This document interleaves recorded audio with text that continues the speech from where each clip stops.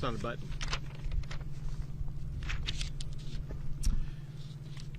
I want to thank everybody for joining with us here today for a landmark announcement. First of all, I want to thank the folks who are with us, including Major General Seltzer, who is the Adjutant General for the Texas National Guard. We have Colonel Steve McCraw, who is the Director of the Texas Department of Public Safety. We have Eddie Betancourt, a Commissioner with the Texas Facilities Commission. And we have a special guest I will introduce you to here shortly. First, I'll tell you this, and that is building a border wall and adding hundreds of miles of other barriers is only one way that Texas is responding to President Biden's refusal to enforce the immigration laws of the United States of America. We have turned back more than 32,000 illegal immigrants trying to cross into our country. We've arrested more than 24,000 criminals. We have seized enough fentanyl to kill every man, woman, and child in the entire United States of America.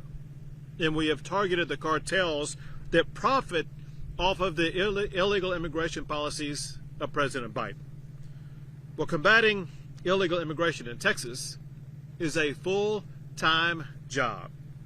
It's a job that requires a leader whose only focus is responding to President Biden's open border policies.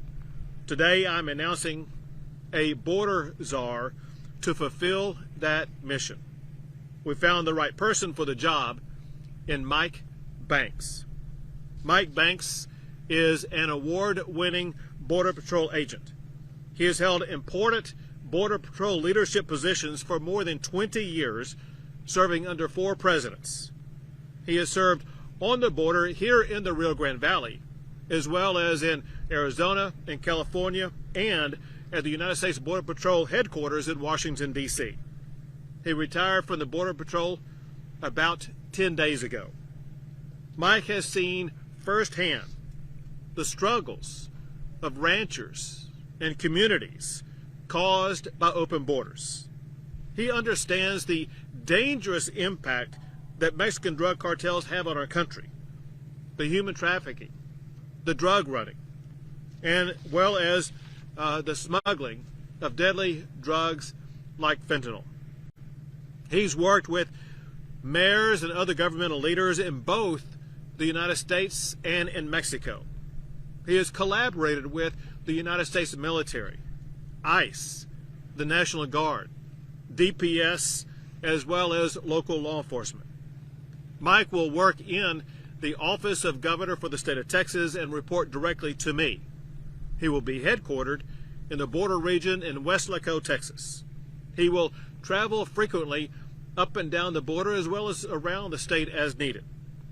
Mike will tap his expertise to deploy strategies that reduce illegal immigration and keep our community safe. He will work on things like the surge operation like we used in El Paso last month. He will collaborate with the National Guard and DPS as well as other state agencies, along with local officials and landowners on other border security measures. And he will work with the Facilities Commission to accelerate the building of the border wall in Texas. Texas, we're not going to stand idly by while the Biden administration refuses to enforce the immigration laws. As our border czar, Mike Banks will work with stakeholders in communities, law enforcement on the streets, to enforce the laws on the books and drive down illegal crossings. He has a proven record of going toe-to-toe with the cartels and winning. Now, he will bring that winning record to help protect Texas from Biden's open border policies. So I'll introduce to you Mike Banks.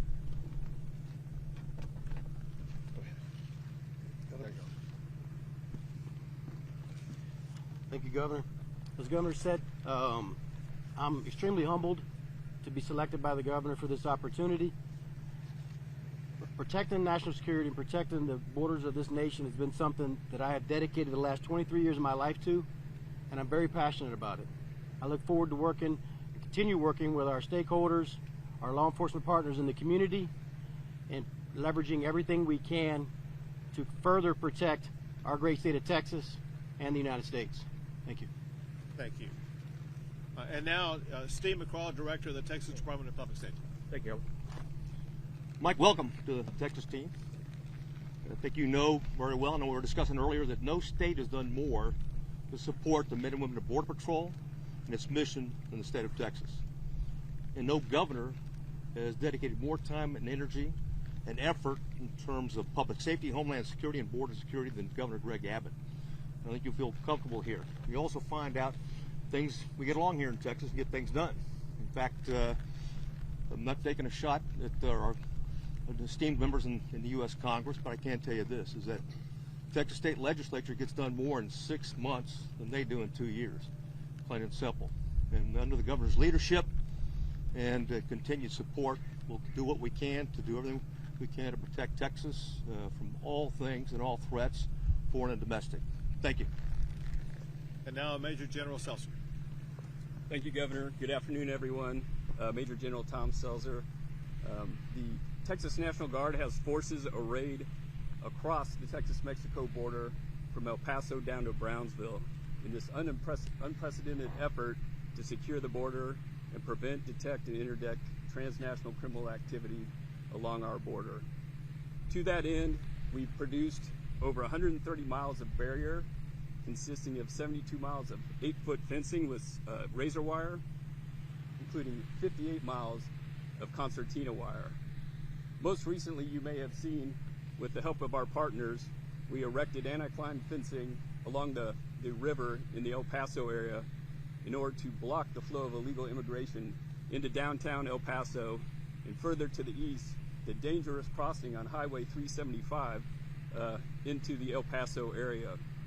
Additionally, we continue to work with DPS on the river in boats, at security points, and also in the brush to stop the smuggling of people, drugs, and weapons into Texas. Additionally, we're increasing our drone program by increasing our number of small unmanned aircraft systems to 28 aircraft. We're currently training additional FAA certified pilots to fly those drones to increase our effort on the border. And lastly, I applaud the governor for selecting Mr. Michael Banks to be the border czar. We look forward to working with you, Michael, in securing the Texas border.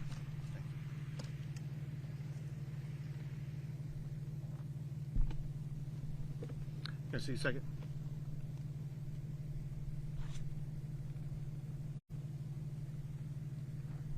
I don't know what on here to push this time. Sure, I get that. But I would do it again. But what on here do I push? Right there.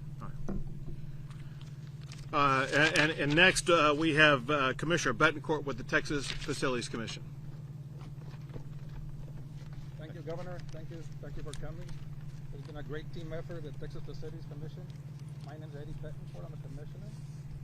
Ever since a year and a half ago, we started this program, and we've come a long way. We have a great team in our staff, and we're looking forward to work with Mike here.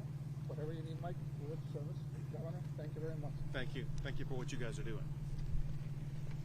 We'll take a few questions. Go ahead.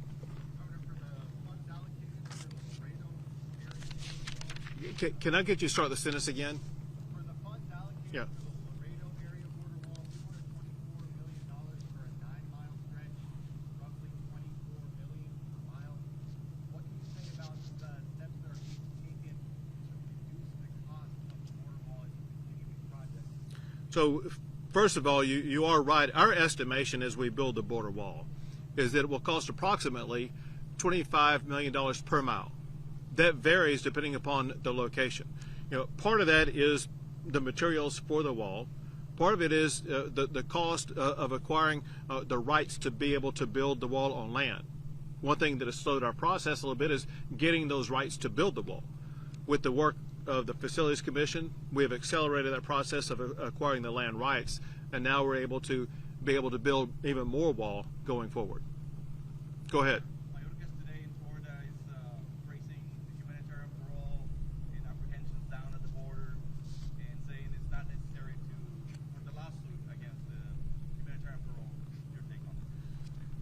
the use of the parole system by the Biden administration is completely illegal, completely contrary to already existing federal law. We filed a lawsuit against it. I'm going to tell you, we're going to win that lawsuit, just like we've won our other lawsuits against the Biden administration. It's the Biden administration that's acting lawlessly as it concerns the border, and it's their policies, like this parole policy, that will attract even more people to cross the border illegally, and that's one of the reasons why Texas needs a border czar today. So again, just like the Biden administration has misled America by saying that the border is open, the Biden administration is misleading America by talking about a reduction in the number of people coming across the border this month. The reason is because every January is the kind of the lowest month for border crossings. And if you just look at cycles, because of the Biden administration's actions, we can expect those numbers to increase dramatically in spring and in the summer. A lot of people who are getting humanitarian parole are not jumping the river. They're not going in between ports of entry. They're signing up with CBP 1, or they're getting access to a lawyer, and that's not really needed these days. How do you address that? When people come, they wait in line, they fill out the application, and then they get in. And again, humanitarian parole, people are not jumping the river, and those numbers are beginning to show that. You're incorrect in what your assessment is of the numbers. To be clear, humanitarian parole applies to 4 countries and only 30,000 people from each of those countries. It doesn't apply to all the other people from those 4 countries, and does not apply to the people who are coming from 150 different countries across the globe. There are people who will continue to come across the river. However, again, our goal is, because the Biden administration has these border policies that attract more people to come here lawlessly, we need to have a czar who's going to be in charge of helping us protect the border here in the state of Texas, someone with a proven record of doing exactly that as a Border Patrol agent. Does the state of Texas have an issue? Okay. Does the state of Texas have an issue with people using CBP 1? Do you have an issue with that? With people using CBP 1, the application to apply to come across. Yeah.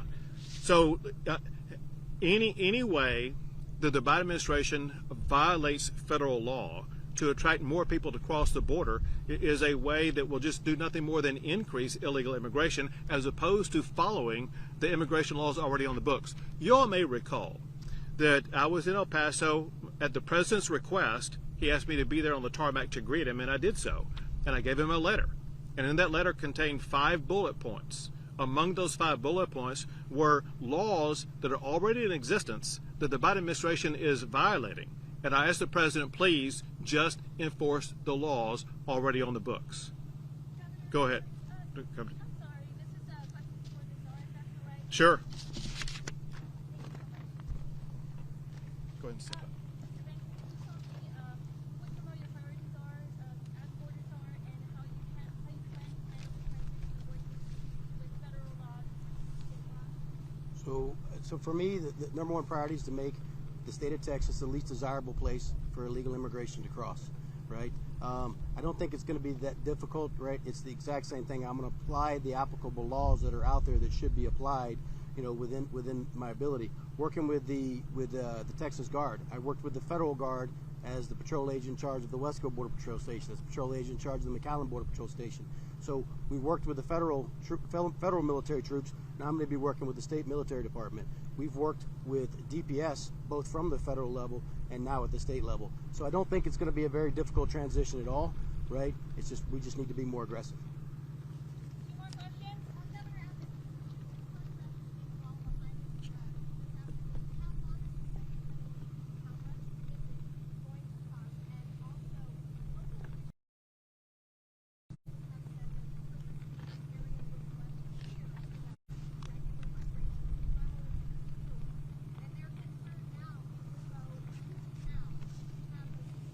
Sure.